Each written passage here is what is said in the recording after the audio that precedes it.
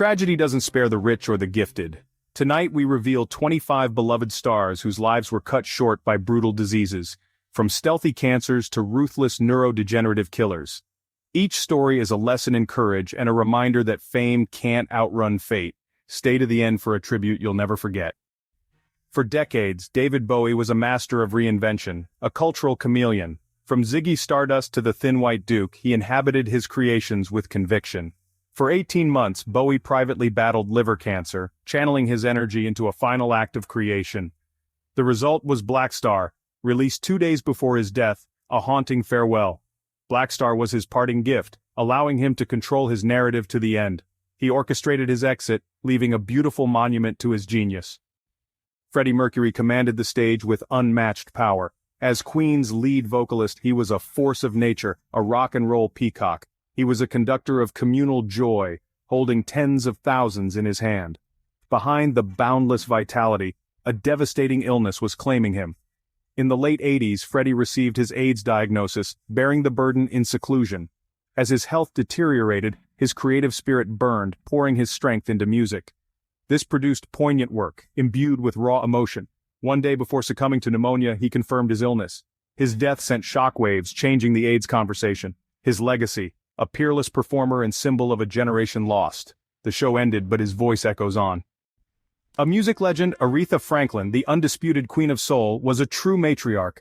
Her voice, a force of nature, shaped the emotional landscape for generations. Behind her public facade, she faced a private struggle. For nearly a decade, she battled pancreatic neuroendocrine cancer. Aretha chose privacy, refusing to let her illness define her. She continued to perform, building a fortress of normalcy. The world mourned the loss of a queen, understanding the depth of her courage. Aretha Franklin's legacy is etched in her timeless music and the dignity she showed to the very end. Chadwick Boseman, with a quiet intensity, brought to life the Black Panther, a symbol of strength and hope for millions. Unseen, however, was a private battle. Stage 3 colon cancer. He was living the life of a superhero on screen while fighting a real villain, a feat of endurance that defies belief. To watch his performances from that period now is to witness a truly profound act of will. The shock of his passing in 2020 was seismic, recontextualizing everything. Chadwick Boseman's legacy is not simply that of an actor who played a hero, it is the story of a man who truly was one. There are some individuals whose very essence seems to be one of kinetic energy, of effortless grace and charm. Patrick Swayze was such a man. He danced and fought his way into the public consciousness, a unique blend of rugged masculinity and balletic poise. From the dance halls of the Catskills to the pottery wheels of our imagination, his charisma was an undeniable force, a magnetic pull that defined an era. He embodied a kind of vibrant physical life, a picture of health and vitality. So when the news broke of his diagnosis, it felt like a violation of the natural order, a cruel irony for a man so defined by his own physical power. The diagnosis was pancreatic cancer, one of the most aggressive and formidable foes in the medical world. It is a predator that often works in stealth, announcing its presence only when it has already established a powerful hold. For a man whose entire career was built on the strength and control of his body, this internal betrayal must have been devastating. Yet, in the face of this terrifying prognosis, Patrick Swayze did not retreat. He did not go quietly. Instead, he did what he had always done. He stood up and fought, bringing a dancer's discipline and a bouncer's grit to his greatest and most personal battle. His fight was remarkably public. He chose to face the cameras, his body visibly changed but his spirit undimmed. In interviews, the familiar charm persisted, a ghost of the swagger that had captivated millions. He spoke with a raw, unflinching honesty about the pain, the fear, and the sheer will to live. He even continued to work, filming an entire season of the television series The Beast while undergoing treatment, a testament to a work ethic that bordered on superhuman. It was a final, powerful performance, a refusal to let the disease write his final scene for him. His spirit was dancing, even as his body grew weary. Patrick Swayze's enduring legacy is one of defiant optimism. He showed the world that it was possible to face the bleakest of realities without surrendering one's core identity. The charm, the warmth, and the fight in his eyes persisted until the very end. He demystified the struggle, stripping away the fear of the unknown and replacing it with a portrait of raw courage. He may have left the physical stage, but the echo of his tenacity remains, a reminder that even in the face of insurmountable odds, the human spirit can find one last dance, one final graceful act of defiance.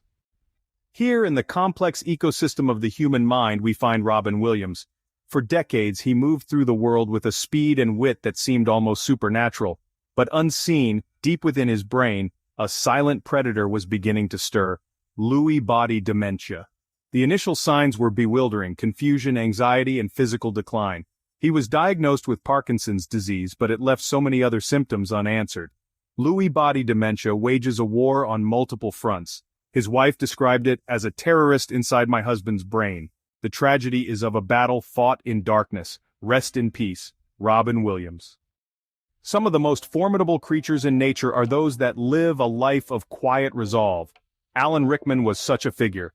His voice, a unique instrument, could convey more with a single syllable. He was a master of stillness, commanding attention. In 2015 he received a devastating diagnosis: pancreatic cancer. He faced this battle away from the public eye, confiding only in his closest circle. He carried on with his commitments, his spirit refusing to bow. The world remained unaware of his struggle. His death in January 2016 was a shock. It sparked a wave of grief for an artist who touched so many. Alan Rickman's final act was a masterclass in grace and dignity. The natural world is filled with countless strategies for survival. Steve Jobs was a titan of radical innovation. He fundamentally altered the world, creating new ecosystems of interaction and design. In 2003, he faced his most critical test: a rare form of pancreatic cancer. The established medical world presented a clear path: immediate surgery. But Jobs rejected the conventional, placing his faith in alternative treatments for 9 months. This choice has since become a subject of intense debate. His struggle highlights a difficult question about the limits of personal conviction, a choice that remains one of the most debated aspects of his legacy. In professional sport, individuals rise to become titans. Lou Gehrig, the Iron Horse, played an astonishing 2,130 consecutive games. The decline was subtle at first, but his body was beginning to betray him. In 1939, the diagnosis was amyotrophic lateral sclerosis, or ALS, a devastating neurodegenerative disease. The ailment would soon become known as Lou Gehrig's disease. On July 4, 1939, Gehrig stood before a sellout crowd. Yet today, I consider myself the luckiest man on the face of the earth. These words have echoed through the decades. The universe of the human mind is perhaps the most complex and mysterious habitat of all. It is a cosmos of thought, of ideas, of boundless curiosity. For some, this internal world becomes their primary domain, a place from which they can explore the very edges of reality. Stephen Hawking was such an explorer. Diagnosed with a slow-progressing form of amyotrophic lateral sclerosis at the tender age of 21, he was given a prognosis of just a few short years. The physical world, with its demands for movement and interaction, was steadily closing in on him, a cage of failing nerves and atrophying muscles slowly forming around a brilliant and defiant consciousness. But where the body failed, the mind soared. Hawking refused to be defined by his physical limitations. He embarked on an intellectual journey that would reshape our understanding of space, time, and the very origins of existence. From the confines of his wheelchair, he journeyed to the heart of black holes, proposing the revolutionary theory that they are not, in fact, entirely black, but emit a faint glow of radiation, now known as Hawking radiation. He sought to find a single elegant equation that could explain everything, a theory of everything that would unite the disparate realms of general relativity and quantum mechanics. For over 5 decades, Hawking lived with a condition that should have silenced him. He communicated through a cheek muscle, painstakingly selecting words and letters to construct sentences, to write books, to deliver lectures to a rapt global audience. His voice, a synthesized and unmistakable sound, became one of the most recognized on the planet, a symbol of intellect triumphing over immense physical adversity. He became a cultural icon, a beacon of inspiration showing that the potential of the human spirit is not constrained by the frailty of its vessel. His wit and humor, often self-deprecating, remained as sharp as his intellect, a constant reminder of the vibrant personality within. His life was a testament to the extraordinary adaptability of our species. He did not merely survive, he thrived, pushing the boundaries of human knowledge while becoming a global ambassador for science and reason. His very existence was an act of defiance against the odds, a powerful demonstration that courage is not the absence of fear or infirmity, but the persistence of curiosity and purpose in spite of them. Stephen Hawking's legacy is not just in the complex equations he formulated, but in the profound and simple truth he embodied. That even in the darkest corners of the universe, a single brilliant mind can illuminate everything.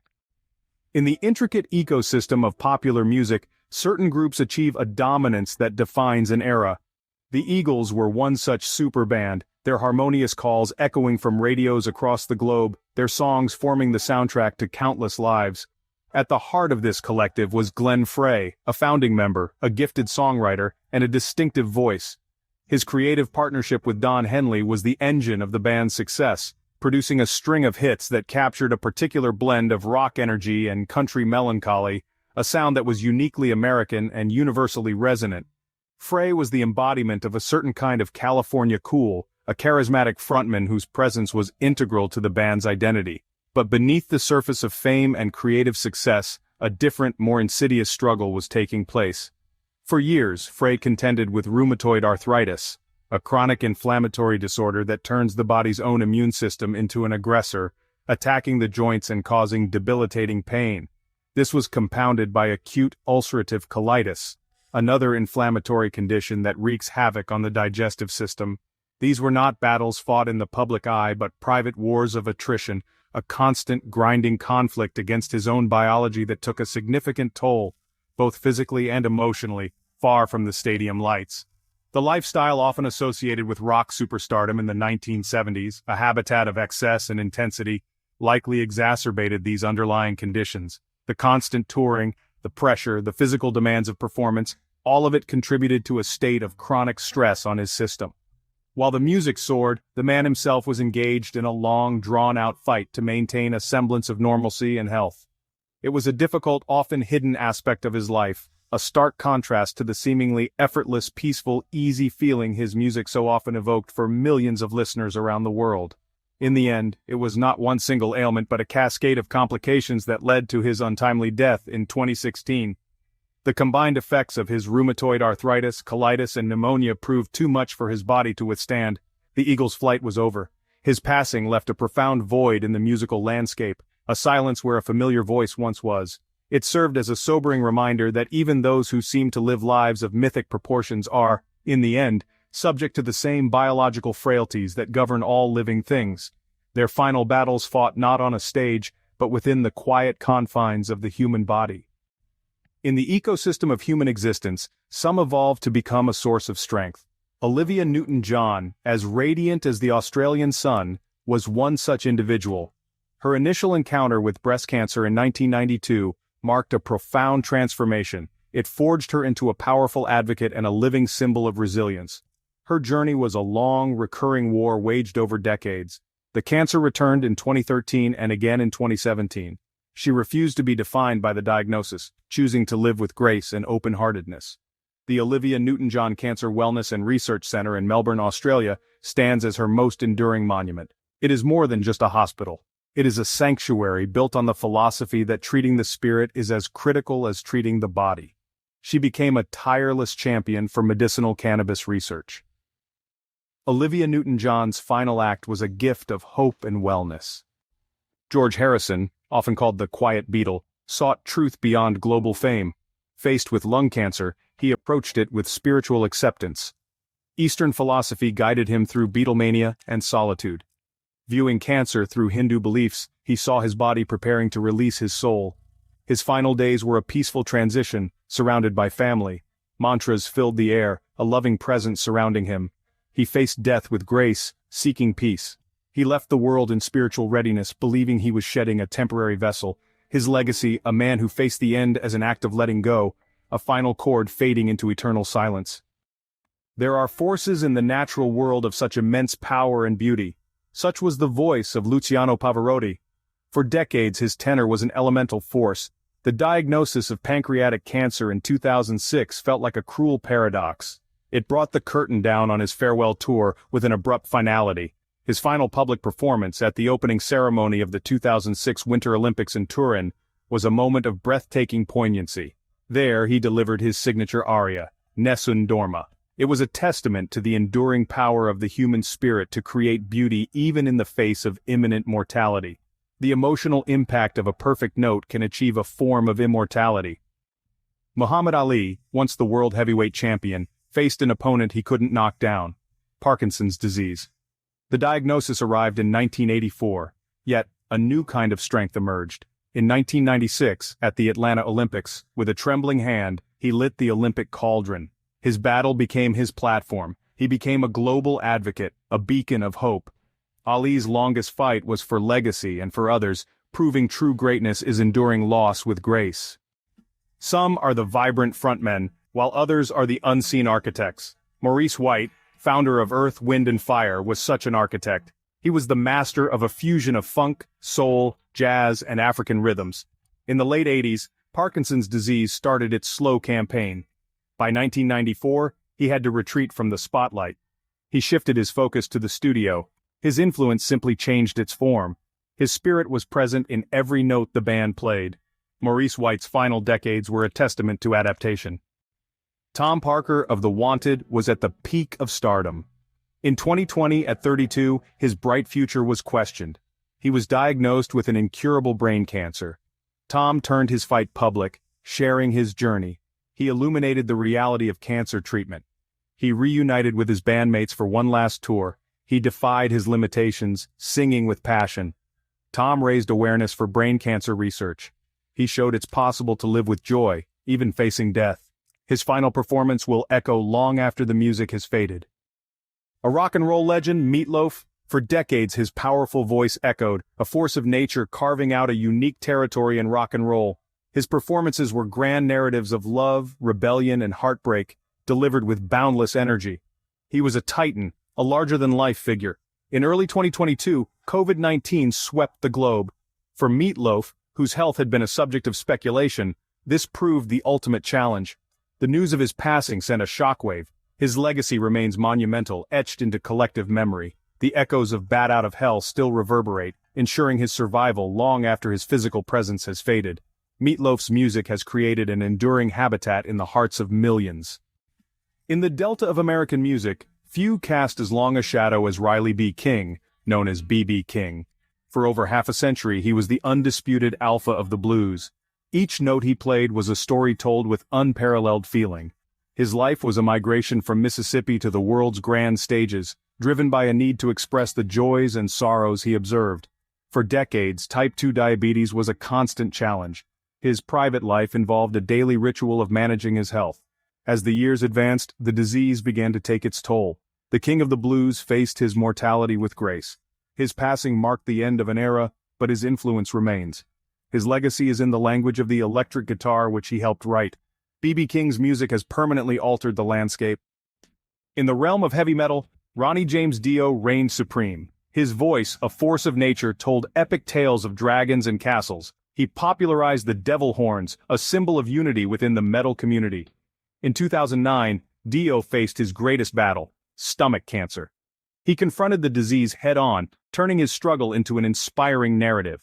Though he passed in 2010, his defiance echoes on. The Stand Up and Shout Cancer Fund continues his fight, ensuring his legacy remains a beacon of strength.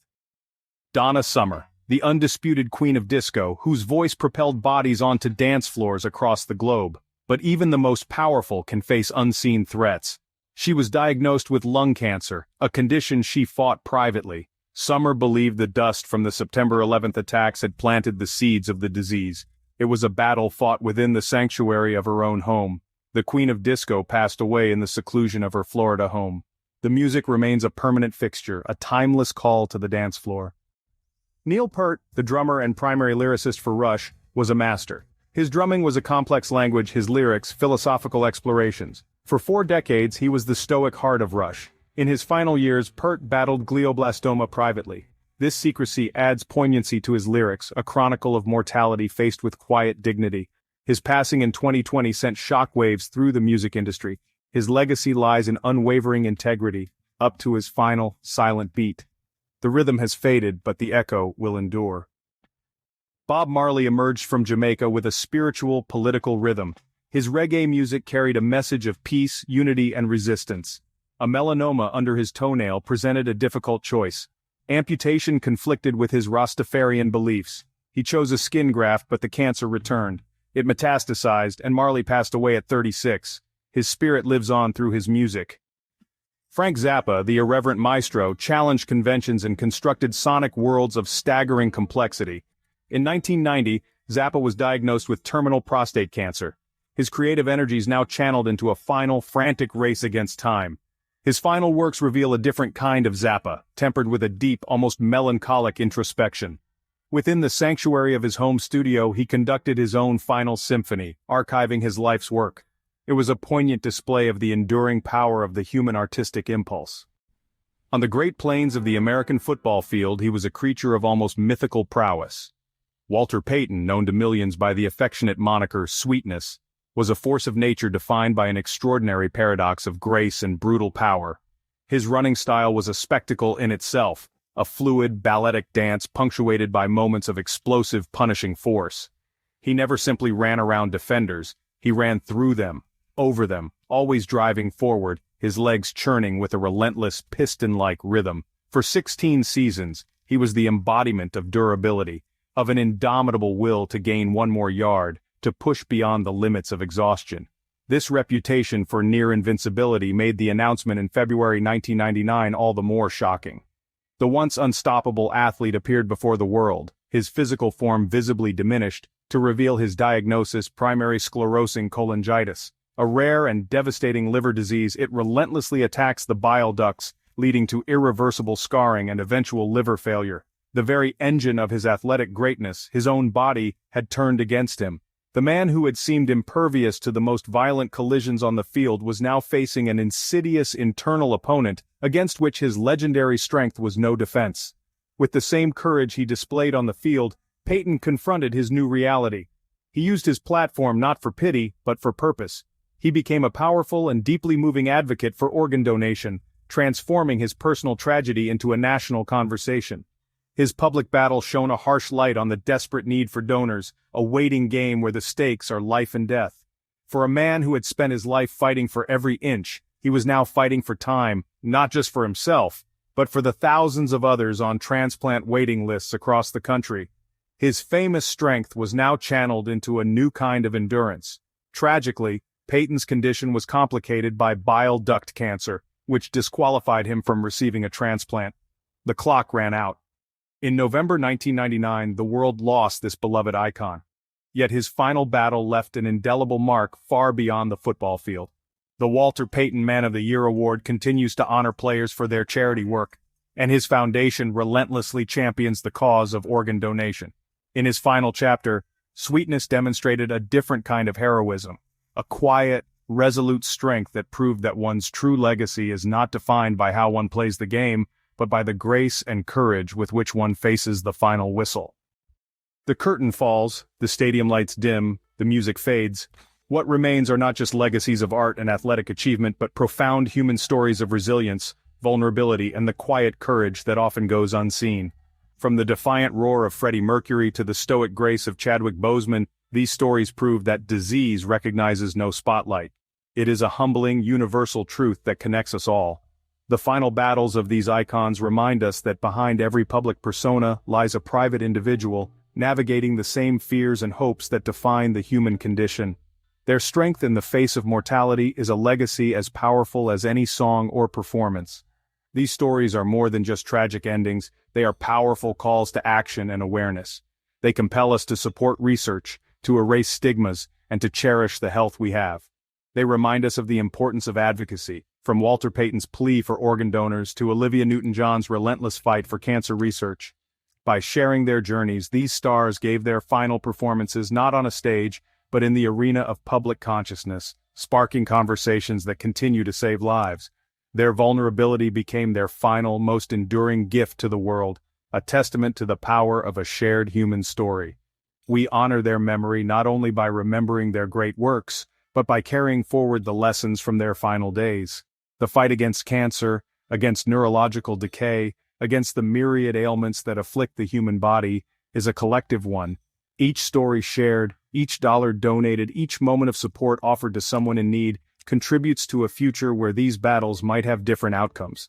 Their lives were extraordinary, but their struggles were profoundly, universally human, and in that shared humanity we find a deep and lasting connection to their spirit. Their light may have been extinguished, but the echo of their courage resounds. They face the ultimate adversary with a dignity that continues to inspire. As we reflect on their journeys, let us also look to our own communities, to our own loved ones, and to ourselves, with greater empathy and a renewed commitment to health and advocacy. Comment your tribute below, smash that like button to boost awareness, and subscribe for more shocking true stories and dark celebrity history. Their stories are over, but the fight continues.